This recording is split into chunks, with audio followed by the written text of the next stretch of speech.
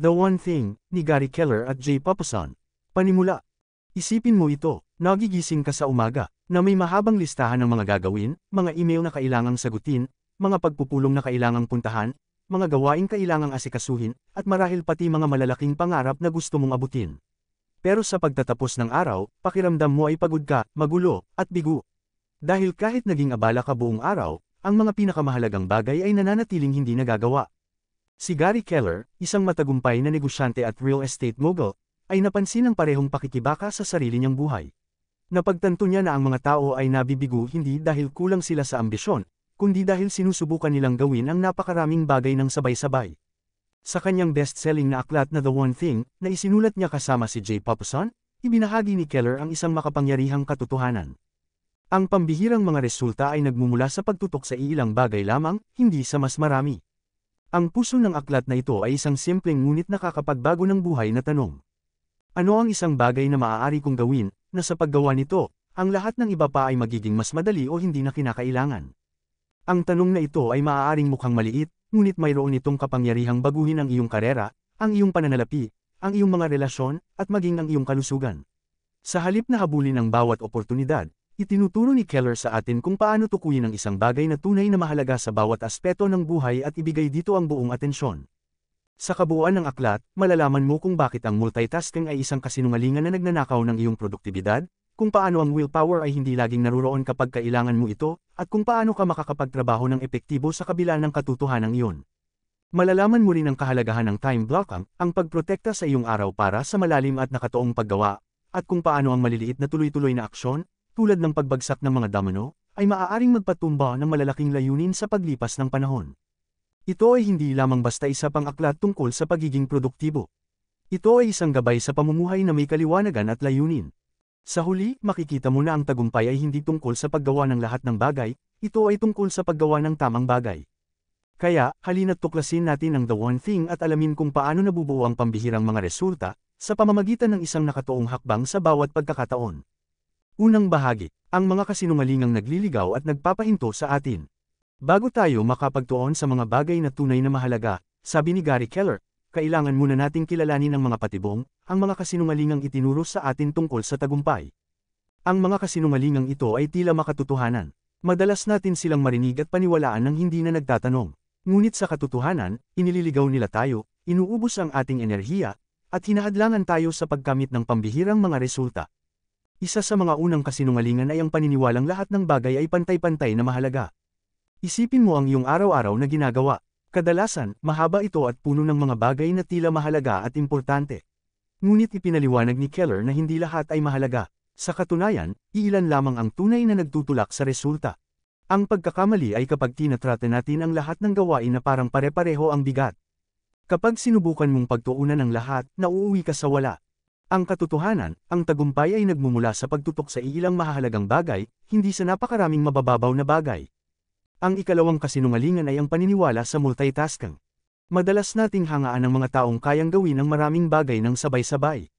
Ngunit pinatunayan ng agham na ang multitasking ay hindi nagpapataas ng produktibidad, sa halip, ito ay nagdudulot ng pagkakalito. Sa tuwing lilipat ka mula sa isang gawain patungo sa iba, nagbabayad ang iyong utak ng malaking halaga, nawawala ang oras, lakas, at focus. Ang multitasking ay nagbibigay ng ilusyon ng progreso, ngunit sa katotohanan, pinapabagal ka lang nito. Ang pambihirang resulta ay nagmumula sa paggawa ng isang bagay lamang sa isang panahon, nang may buong konsentrasyon. Isa pa sa mga kasinungalingang ating pinaniniwalaan, na ang tagumpay ay nangangailangan ng sobrang disiplina. Iniisip natin na ang mga pinakamatagumpay na tao ay may di matitinag na self-control buong araw, araw-araw. Ngunit isiniwalat ni Keller ang katotohanan, walang sino man ang nabubuhay ng may perpektong disiplina. Ang totoo, ginagamit lamang nila ang disiplina ng sapat na panahon upang makabuo ng mga gawi o habit. Kapag nabuo na ang tamang gawi, kaunting pagsisikap na lang ang kailangan upang mapanatili ito. Ang disiplina ay hindi tungkol sa walang katapusang pagpupursige, ito ay tungkol sa paglikha ng mga gawi na magdadala sa iyo pasulong. Kaugnay nito ay ang maling paniniwalang ang willpower ay laging naruroon kapag kailangan natin ito. Sa realidad, ang willpower ay parang baterya, nauubos ito habang lumilipas ang araw. Kaya mas magaganda ang mga desisyong nagagawa mo sa umaga, at mas mahihina naman kapag gabi na. Kung gusto mong makamit ang iyong one thing, gamitin mo ang mga oras kung kailan sariwa pa ang iyong willpower upang harapin ang iyong pinakamahalagang gawain. Madalas din tayong turuang mamuhay ng balanse. Ngunit ayon kay Keller, ang balanse ay isang alamat. Ang pambihirang tagumpay ay nangangailangan ng focus, at ang focus ay nangangahulugan ng paglabas sa balanse sa tamang paraan.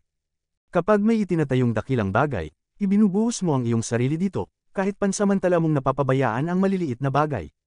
Ang layunin ay hindi perpektong balanse, kundi counterbalance, ang marunong lumihis ng malalim sa kung ano ang tunay na mahalaga, at bumalik lamang kapag kinakailangan. At sa huli, naroon ang paniniwalang ang pagiging sobra ay masama. Maraming tao ang natatakot sa malalaking layunin, iniisip nilang ito'y hindi makatotohanan o delikado. Ngunit ang totoo, ang maliit na pag-iisip ay humahantong lamang sa maliit na resulta. Ang malawak na pag-iisip ay nagtutulak sa atin na maghanap ng mas magagandang sagot at nagbibigay ng mas malakas na motibasyon. Kapag mas mataas ang iyong tina-target, mas marami kang naaabot. Ikalawang bahagi, ang mga katotohanang nagtuturo sa atin patungo sa tagumpay. Matapos ilantad ni Gary Keller ang mga kasinungalingang pumipigil sa atin, tumungo naman siya sa mga katotohanang tunay na lumilikha ng pambihirang tagumpay. At ang unang katotohanan ay ito: ang tagumpay ay hindi tungkol sa paggawa ng lahat ng sabay-sabay. Ang tagumpay ay sunod-sunod o sequential, hindi sabay-sabay o simultaneous. Isipin mong may linya ng mga domino. Hindi mo sinusubukang itumba silang lahat ng sabay. Pinapatumba mo muna ang una, at ang unang aksyong iyon ay nagsisimula ng isang chain reaction na maaaring magpatumba kahit ng pinakamalalaking layunin. Iyan ang kapangyarihan ng focus, ang paggawa ng tamang bagay sa tamang oras. Sa gitna ng aklat na ito may isang simpleng tanong, tinatawag ito ni Keller na the focusing question.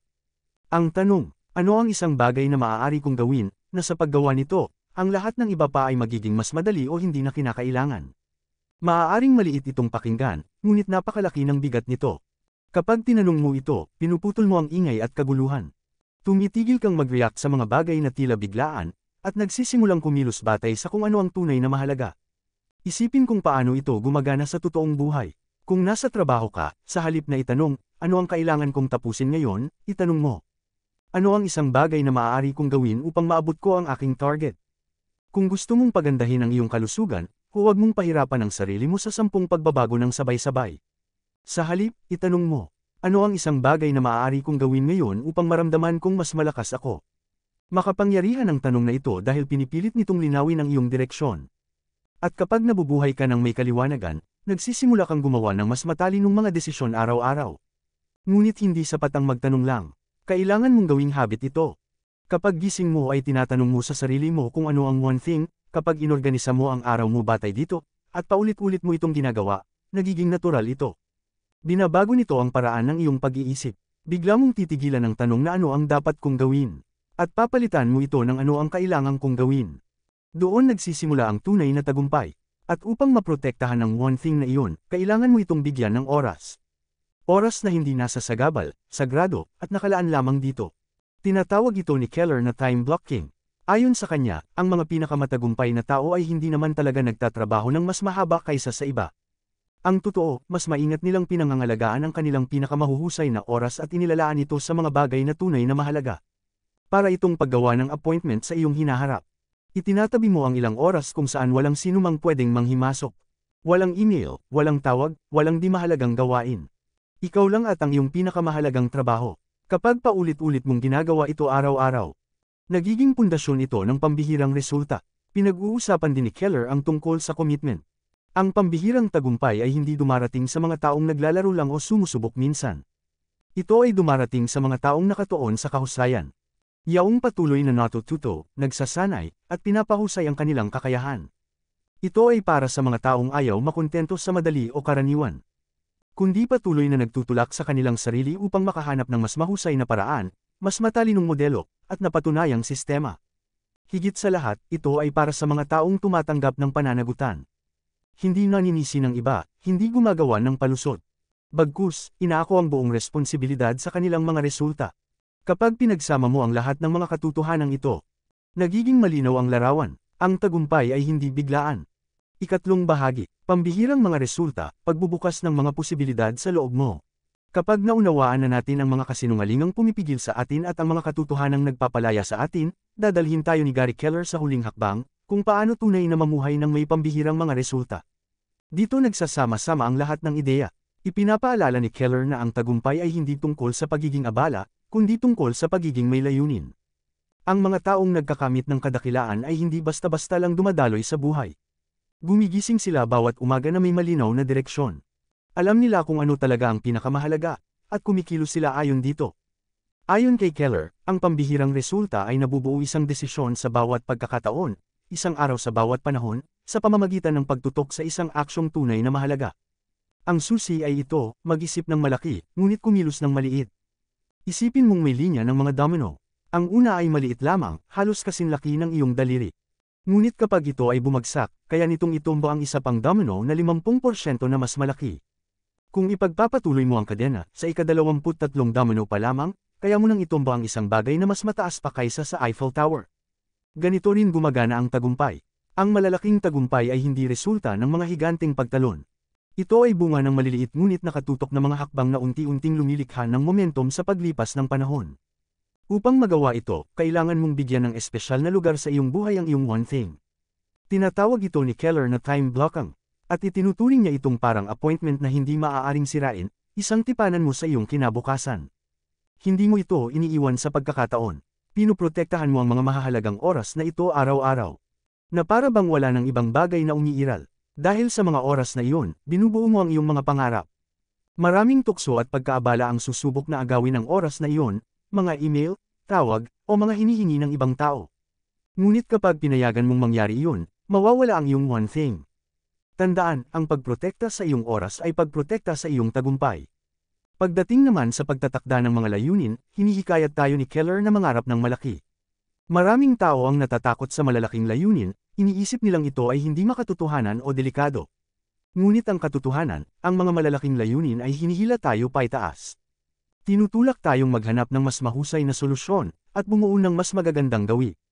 Kung ang target mo ay kung ano lang ang komportable, karaniwan lang ang resulta mo.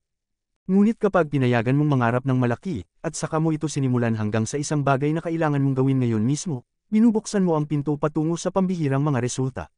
Sinabi din ni Keller ang kahalagahan ng layunin o purpose.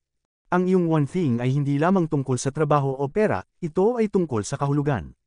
Kapag naiuugnay mo ang iyong araw-araw na mga gawain sa isang mas malalim na layunin, sa isang bagay na tunay na mahalaga sa iyo, nagkakaroon ng kapangyarihan at direksyon ng iyong buhay. Ang layunin ang nagbibigay ng tibay upang magpatuloy sa gitna ng mga hadlang. Dahil hindi ka na lang basta nagtatrabaho, ipinapamuhay mo na ang iyong misyon. Sa huli, ipinapaalala ni Keller na ang paglalakbay na ito ay hindi tungkol sa pagiging perpekto, kundi sa pagunlad. Araw-araw, itanong mo sa sarili mo ang focusing question. Ano ang isang bagay na maaari kong gawin ngayon, na sa paggawa nito, ang lahat ng iba pa ay magiging mas madali o hindi na kinakailangan? May mga araw na magtatagumpay ka, may mga araw ding madadapa ka.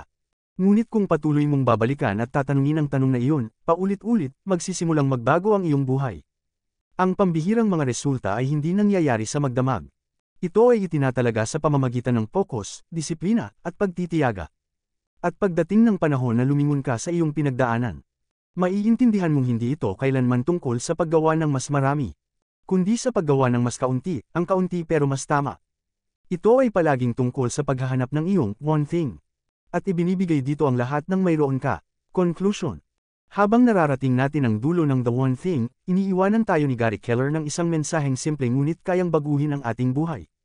Ang tagumpay ay hindi tungkol sa paggawa ng mas marami. Ito ay tungkol sa paggawa ng mas kaunti, ang kaunti pero mas tama. Araw-araw, hinaharap natin ang napakaraming pagpipilian, mga distraction, at walang katapusang mga hinihingi ng ating oras. Ngunit ang mga taong nakakamit ng pambihirang resulta ay yaong mga marunong umakbang pabalik, magtanong ng focusing question, at mangako sa kanilang one thing. Pag-isipan mo ang sarili mong buhay sandali. Ano ang magbabago kung matutukoy mo ang isang aksyon, isang proyekto, o isang layunin na mas mahalaga kaysa sa lahat, at ibibigay mo nito ang buong atensyon mo? Marahil ito ay negosyong matagal mo nang pinapangarap, isang kasanayang gusto mong paghusayan, ang iyong kalusugan, o mga relasyon. Ano man ito, ang daan tungo sa pambihirang resulta ay nagsisimula sa iisang bagay, ang tamang focus. Tandaan mo ang domino effect. Ang isang maliit na aksyon na ginagawa ng may layunin ay maaaring magsimula ng isang sunod-sunod na reaksyon na patungo sa malalaking resulta. Sa paglipas ng panahon, ang mga resultang ito ay bumubuo ng isang buhay na may layunin, tagumpay, at kahulugan. Ang kailangan mo lang gawin ay patuloy na itanong sa sarili mo. Ano ang isang bagay na maaari kong gawin ngayon, na kapag nagawa ko, ay magpapadali o mag-aalis sa pangangailangan ng ibang bagay? Kapag naging ugali mo ito, kapag pinuprotektahan mo ang oras para sa iyong one thing, at kapag nabubuhay ka ng may kalinawan at layunin, matutuklasan mong ang pambihirang resulta ay hindi lamang para sa ilan. Ito ay para sa sinumang handang mag-focus, magtiyaga, at mangarap ng malaki, at kabilang ka doon. Iyan ang pagtatapos ng The One Thing ni Gary Keller. Umaasa akong nabigyan ka ng kalinawan at inspirasyon ng buod na ito upang mag-focus sa kung ano talaga ang mahalaga sa iyong buhay. Ngayon, ikaw naman, ano ang isang bagay na pagtutuunan mo ng pansin ngayon? Ibahagi ang sagot mo sa mga komento sa ibaba, gusto kong marinig ito. Kung nakakuha ka ng halaga mula sa buod na ito, huwag kalimutan na i-like ang video, mag-subscribe sa Bugtag PH, at pindutin ang bell icon para hindi ka mahuli sa aming mga susunod na upload. Mayroon kaming daan-daang makapangyarihang buod ng mga libro na dinisenyo upang magdala ng higit pang tagumpay, focus, at pag-unlad sa iyong buhay. Salamat sa oras na ibinahagi mo sa amin ngayon. Patuloy na matuto, patuloy na lumago, at laging tandaan. Ang pambihirang resulta ay nagmumula sa pagtuon sa iyong isang bagay o one thing.